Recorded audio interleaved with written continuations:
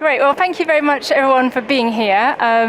I think I'm going to recognise we may not have the best room in the house, but I can assure you that we have the best topic and the best panellists. So if you're wondering if you're in the right session, I can assure you, you definitely are. So thank you for being with us here today.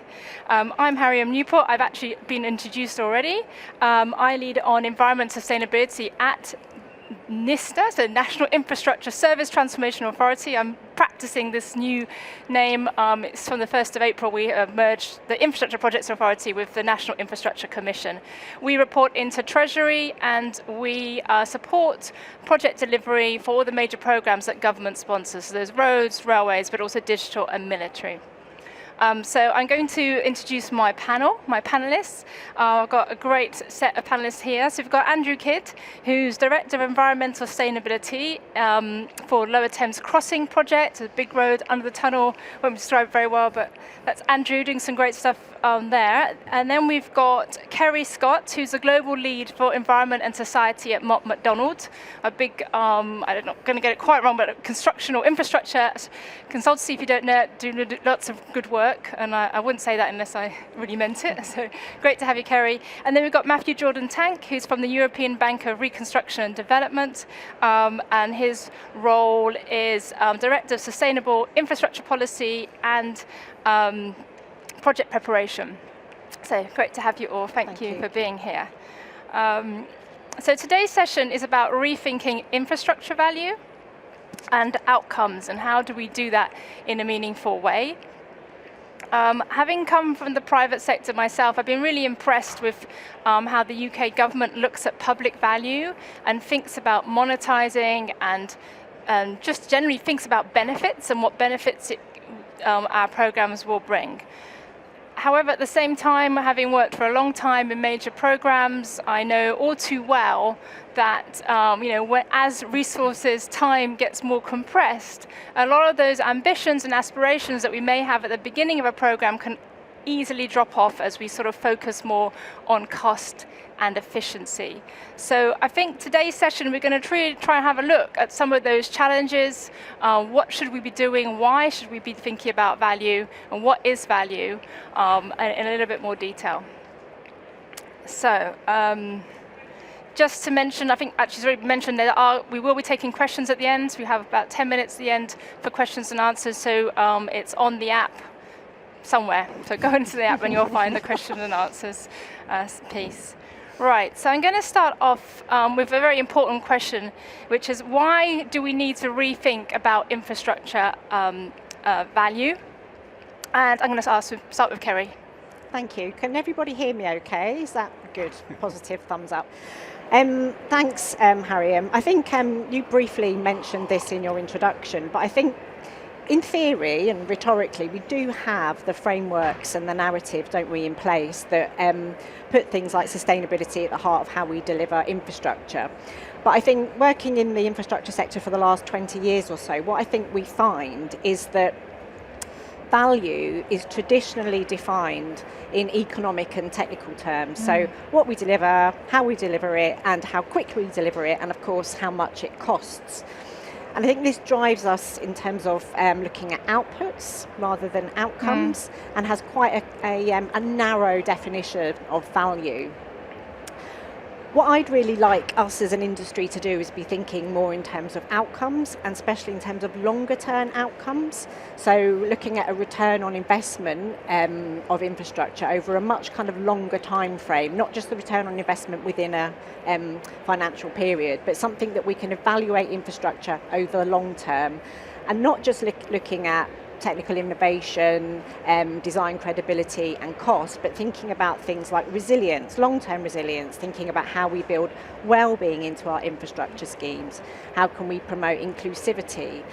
So really kind of maximising, I think, what we can derive from infrastructure and building that in at the start as well. Yeah, key question at the start. We'll come back to that maybe later.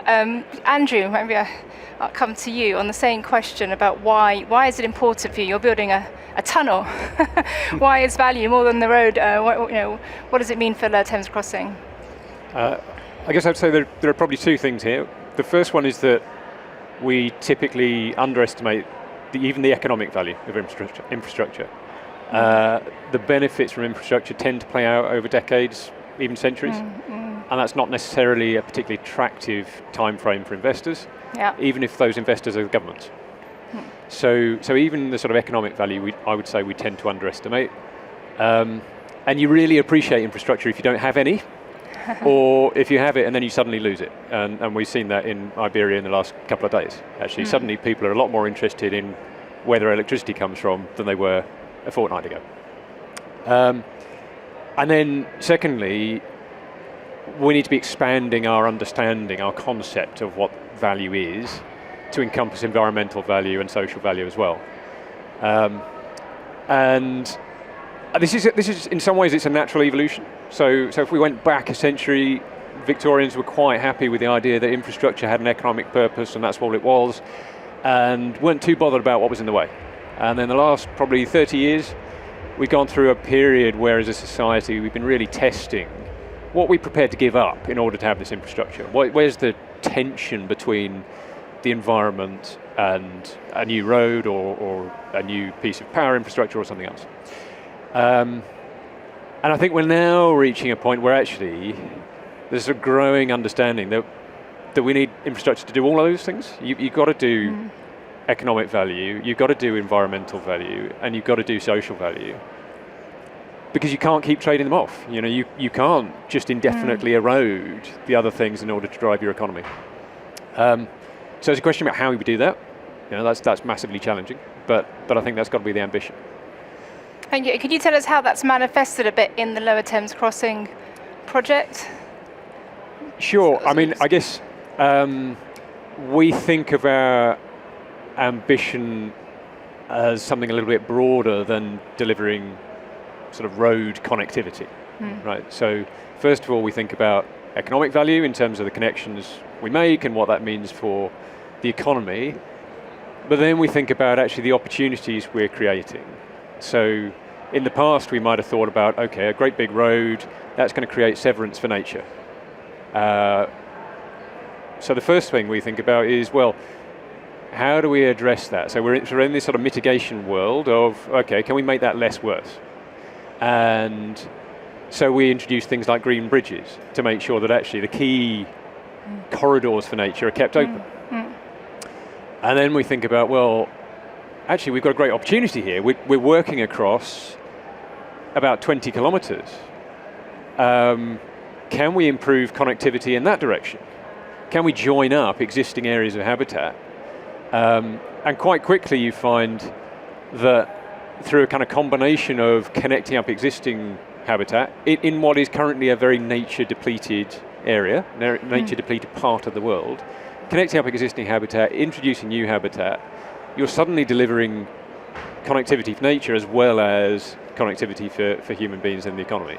Great, we've already come to some examples. So let me move to Matthew. I'm going to ask the same question about why you think it's important, and why is it important for the EBRD, when coming with your international, much more international, environment. Sure. Well, thank you, Harry. And I guess I would start off by saying, I have a sense that perhaps it's worth mentioning that the EBRD, works in Eastern Europe, Southeastern Europe, Central Asia, and the Mediterranean region, the Southern Mediterranean. And so the UK is an important shareholder. That's also it's a real privilege to be here. I know this is a UK-based infrastructure or a conference on net zero, but it's very, very important to be able to have a chance to share with you our perspective. I mean, I think for us, similar to my fellow panelists, I mean, we think about value holistically, and the multilateral development banks over the last decade or so have really focused our efforts on what we call the quality infrastructure agenda. And so that's a holistic concept of not just looking at, the technical feasibility, the basic business case, and not just looking at, which are very important, the E&S safeguards around projects, but also thinking about the procurement method.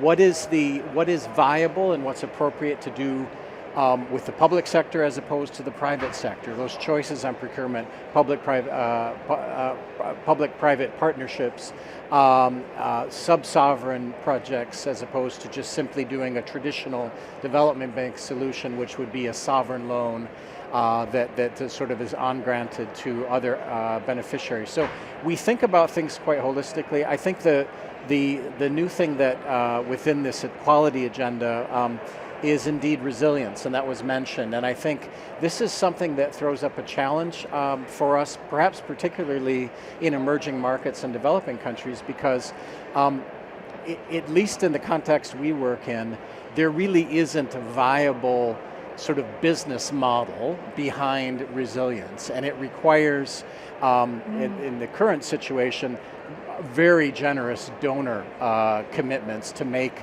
resilience and adaptation projects happen for infrastructure.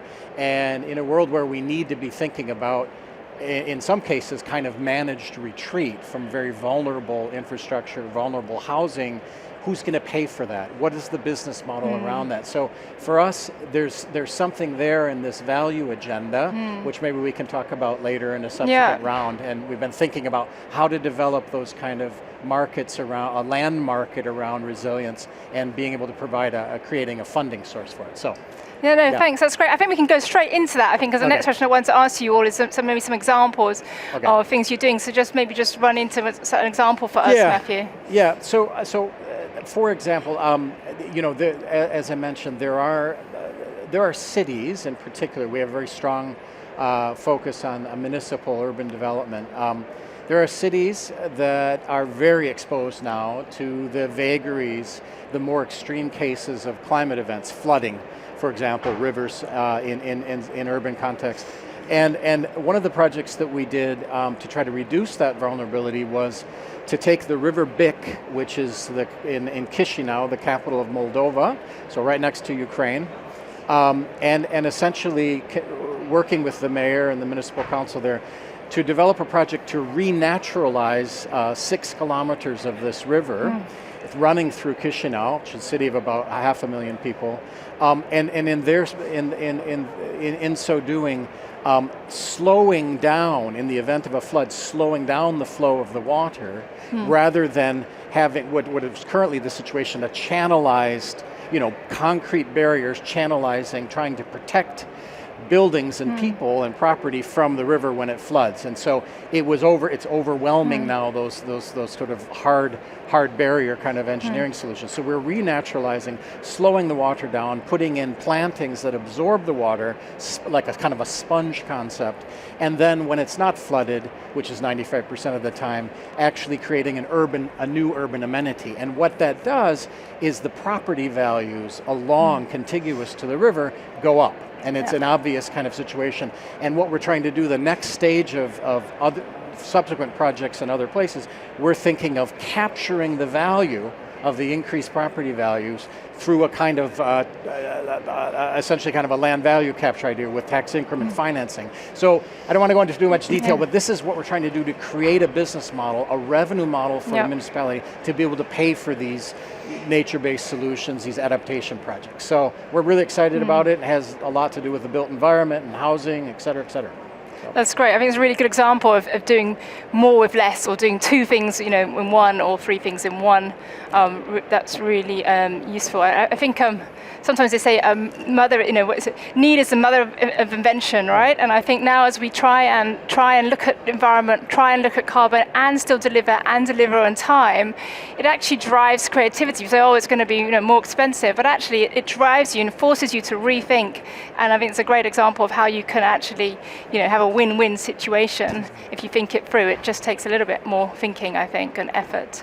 I'll move to Andrew. I know Andrew's done a lot of great work. I'm going to be specific now because I just know a bit about the supply chain and what you've been doing of net zero to try and make your the road and the tunnel carbon neutral in construction. Really exciting ambition, brilliant thinking and work being done.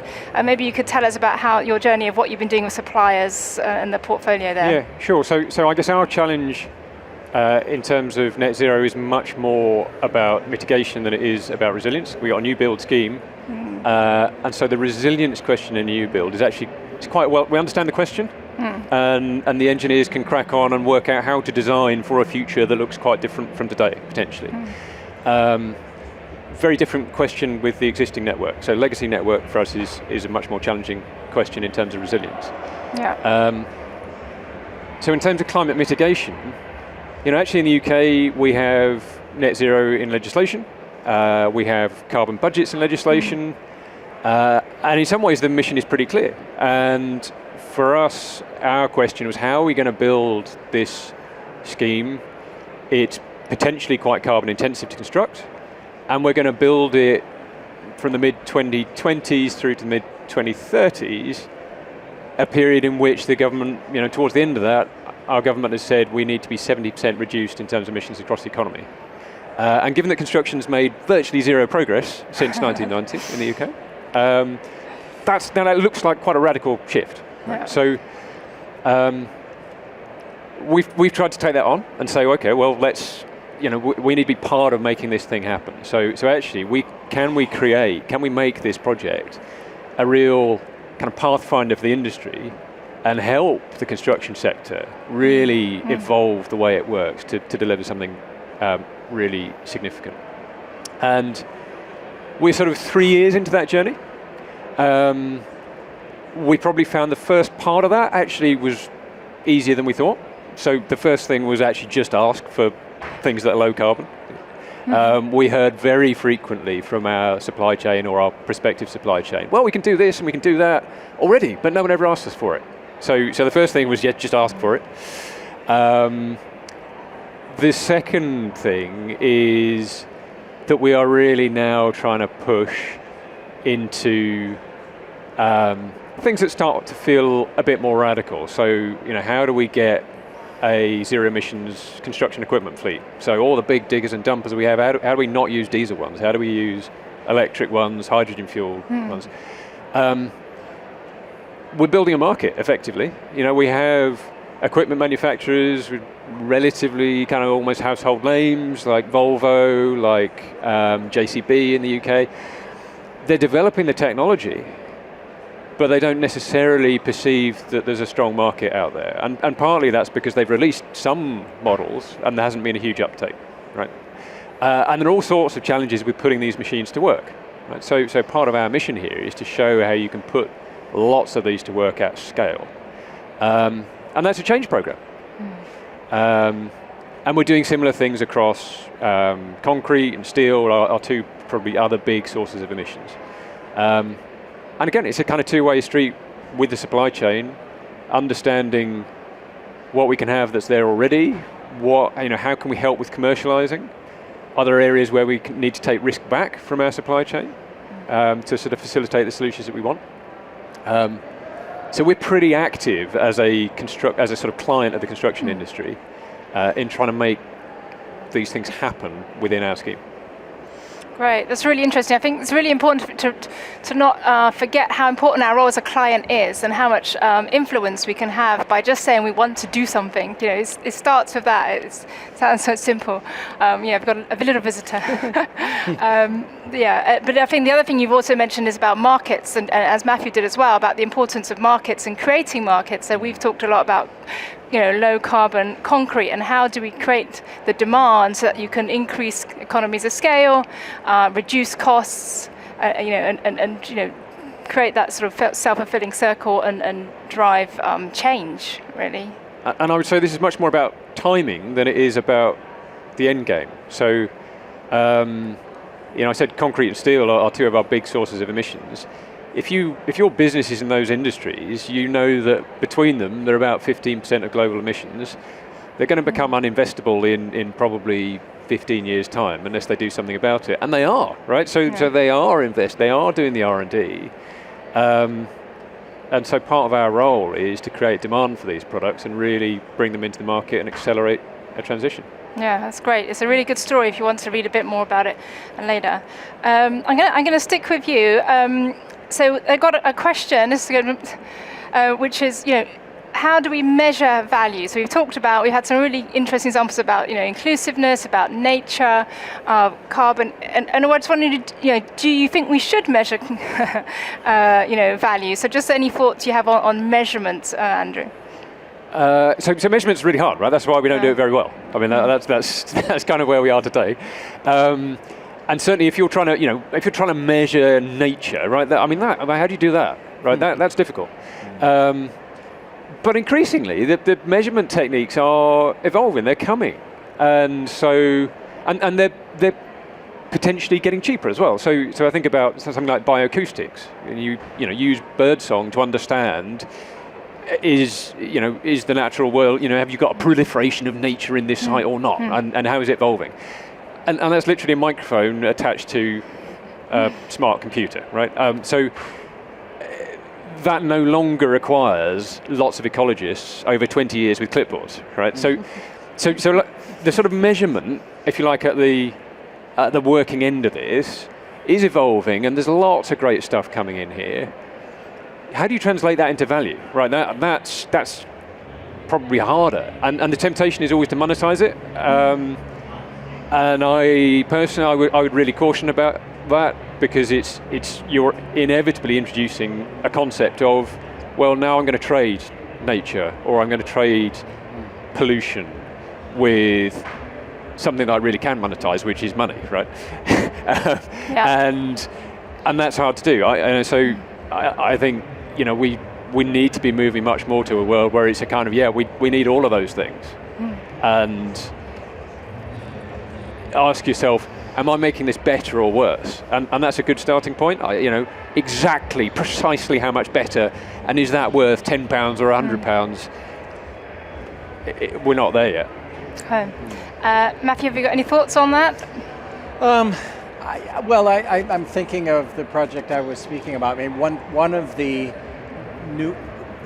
nuances that we introduced into the methodology, a kind of a benefit cost assessment when we were doing the technical case for this, was essentially to indeed place a value on the improvement in livability, this new urban amenity that was going to be created. Now we had to be, look at the literature, look at international examples, but there are emerging methodologies around, sort of what is the improvement in life, quality in the urban environment when you have this new amenity that people heretofore didn't have. They had concrete barrier, and the river was inaccessible, and that's potentially like one of the nicest amenities of living in a city, right? Yeah. And so that's one. The other was placing a value on the avoidance of property loss and loss of life due to flooding.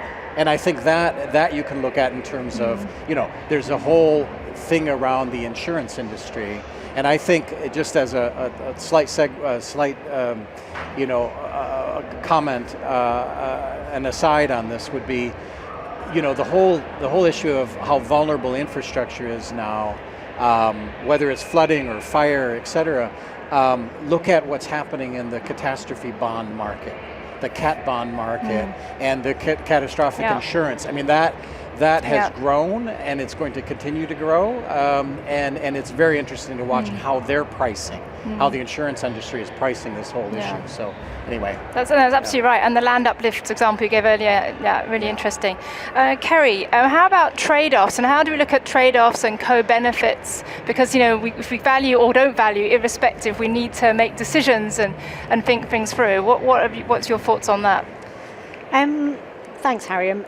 Well, I think what we need to do in our industry is probably move away from thinking that there needs to be trade-offs. Okay. I'm sort of much more interested in figuring out how we can deliver co-benefits. So making sure that sustainability is compatible with technical design and cost.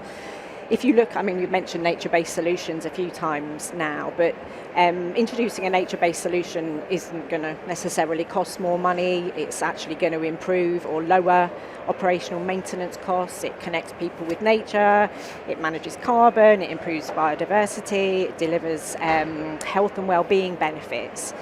So delivering a great project actually can, and being effective in terms of cost, also delivers those wider benefits. I'll just give you an example, if I may. In our water sector, we worked with one of the water utility firms in the UK, and they had disused sites which they wanted to use for water treatment, but it wasn't being very effective, so they wanted to figure out how they could improve the water quality to increase water supply in a particular jurisdiction. And what our team did was work with that client, and it does require actually really progressive clients to be the vanguards in this area. That's what really is exciting for us as a consultancy.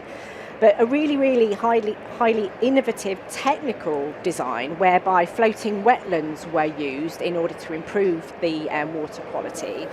But at the same time as being creative and engineeringly sound, if that's an adjective, what also happened was that you were increasing the biodiversity, you were connecting people with nature, and you were managing carbon at the same time. So you get a great project, but you deliver all of those benefits. If I may also just kind of pick up on a couple of things that my panelists have said around value. I guess the question is for me, value to who? And to what? Are we talking about value to the public purse of these projects, or are we talking about value to the people and the planet that the project is delivered in and delivered for? And I think when we try to think about it like that, and we try to evaluate projects in terms of outcomes, we can start to move away from the pound and the dollar sign. I think there is a need to quantify. Our industry is quite obsessed with figures and pound signs, and there's always a place for that. But how can we broaden that understanding of value? And I think not just looking at things we can count, but looking at things that do count, which aren't always the same thing. Great.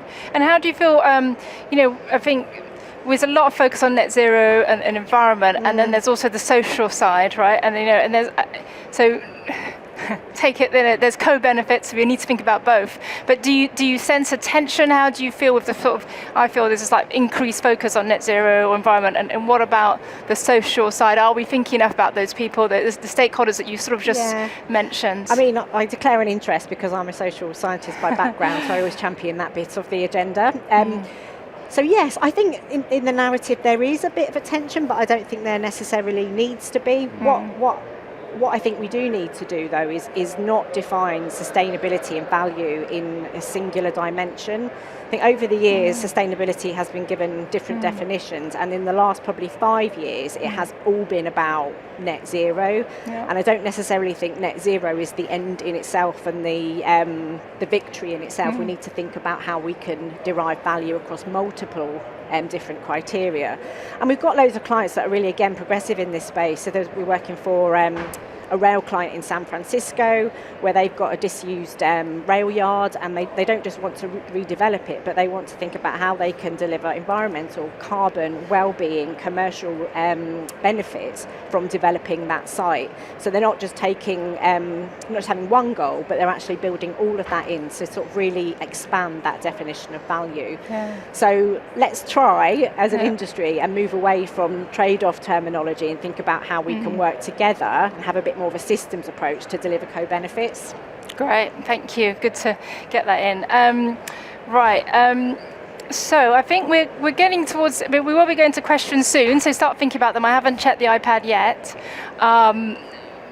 We've still got a few more things, maybe we can probably fit in a few more minutes.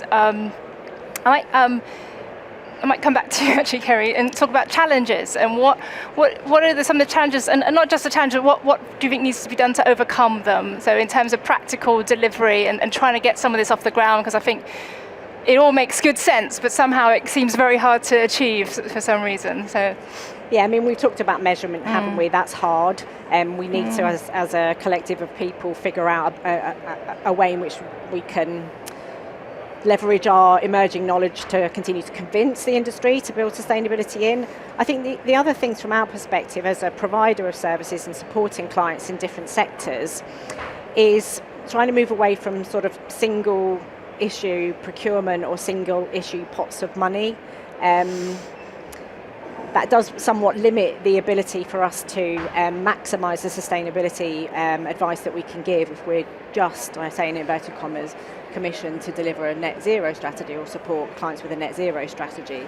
thinking about how we can bring in that, again, I mentioned it earlier, but that more systems-based approach, bring in multiple agencies, stakeholders, funding sources, in order to deliver the best solution and derive value in its widest sense.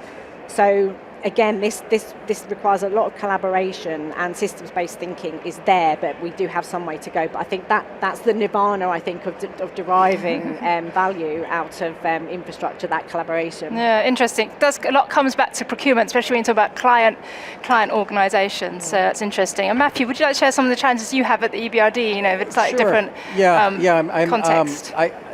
Listen, I think particularly when we help governments and advise governments on procurement approaches to attract in the private sector, there is very often a challenge of how to link up publicly provided public infrastructure networks to be able to essentially enable a robust private sector investment. The example I'm thinking of that's very topical, because we're in the middle of a second large PPP in Egypt, which is essentially it's a dry port. So the around Cairo, there's a need to improve the logistics sector in and out of this global mega city. The maritime ports in the Red Sea and in the Mediterranean, they're congested. So hence the idea of a dry port, inland port, in order to move that congestion of all the containerized traffic, cargo, and process it, customs clear it digitally, et cetera, much more efficient at the inland dry port. The problem is how do you actually move the containers from the maritime port to the 100 kilometers inland to this dry port? Well, you could just run it over the roads like they're currently doing with lorries, but that's not a very it's certainly not sort of a Paris-aligned kind of approach with fossil, diesel trucks running up and down the country. So what we've done is we wanted to shift those container movements onto rail. But that is precisely what was missing.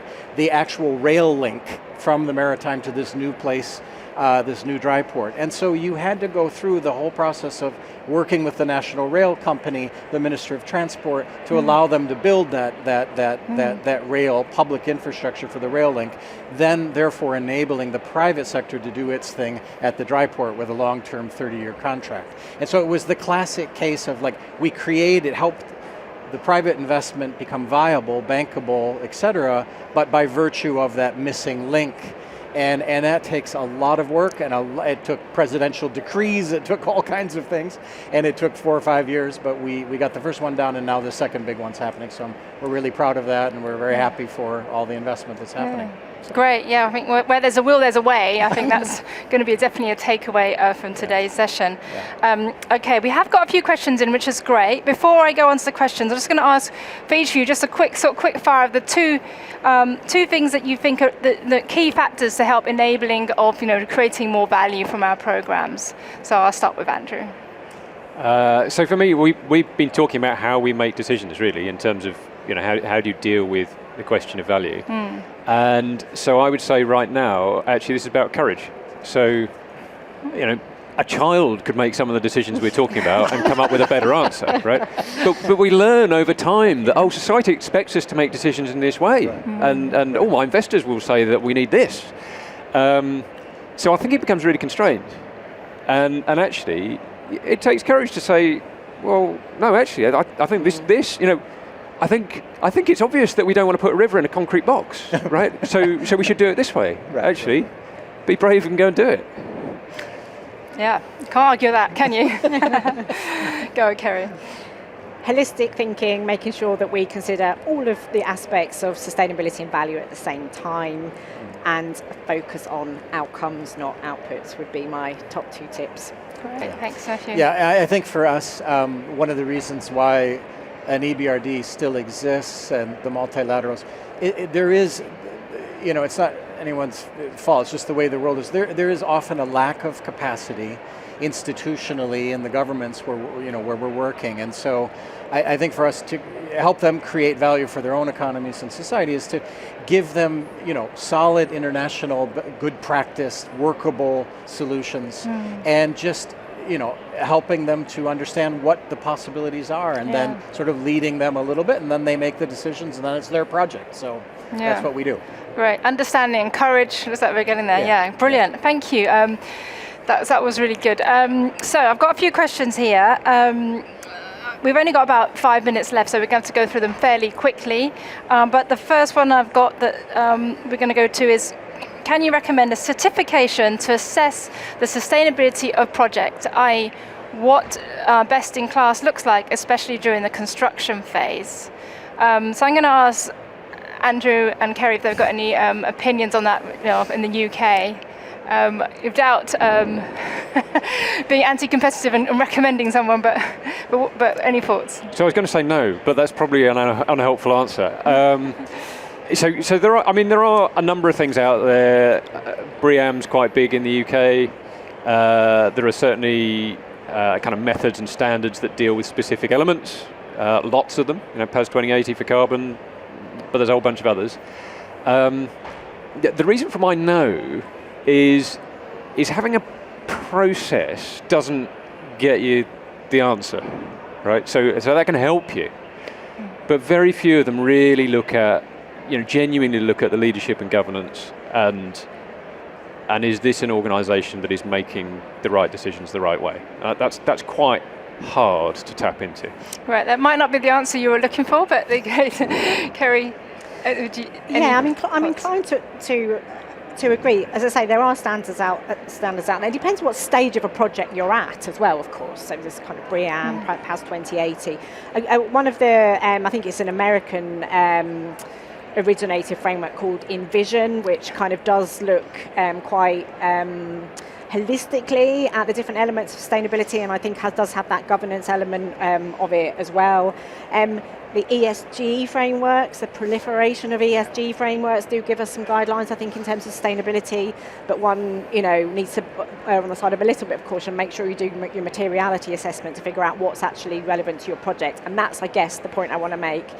Sustainability for one project doesn't look exactly the same as sustainability for another project. So use these as guides, as menus of good practice, but the best work that we've seen with clients is when they take those guides and those menus and make them relevant for them. That's probably, there is stuff you can use, but make sure that it's tailored to your particular project and the stage your project is at.